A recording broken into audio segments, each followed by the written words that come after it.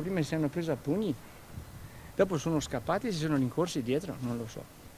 Noi quando siamo usciti abbiamo trovato il signore per terra, la vittima, e quello che aveva sparato, che cercava anche lui di aiutarlo in ogni caso, però prima si era allontanato, dopo ha visto che siamo arrivati noi con mia figlia è tornato anche qua lui, non so dove sia andato, è andato a casa penso. Mia figlia ha cominciato lei, dopo è arrivato subito lui, si alternavano. Uno faceva polmoni, uno faceva bocca a bocca, ma non si muoveva il signore, non reagiva.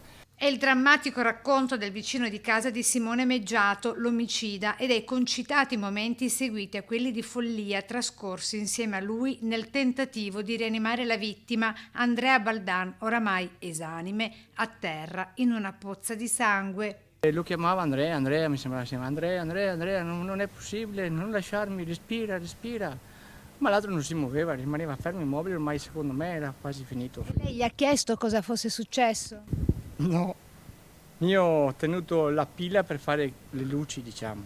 Mia figlia ha provato a rianimarlo, siamo stati qua un quarto d'ora a provare sempre, finché è arrivato l'ambulanza, i carabinieri, dopo l'ambulanza. Sua figlia fa l'infermiera? Sì, Dove? ad Olo.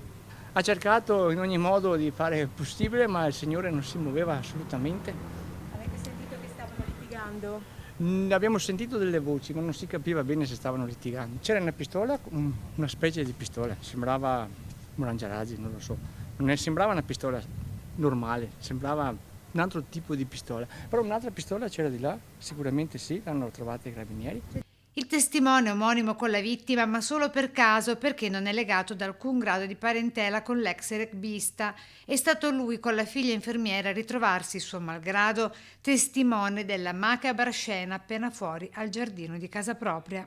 Meggiato era anche lui qua e si alternavano. Mia figlia provava a fare sul petto, respirazione sul petto, l'altro signore provava con la bocca, ma Quindi dopo avergli sparato ha provato a soccorrerlo. certamente eravamo qua, siamo stati qua un bel pezzo.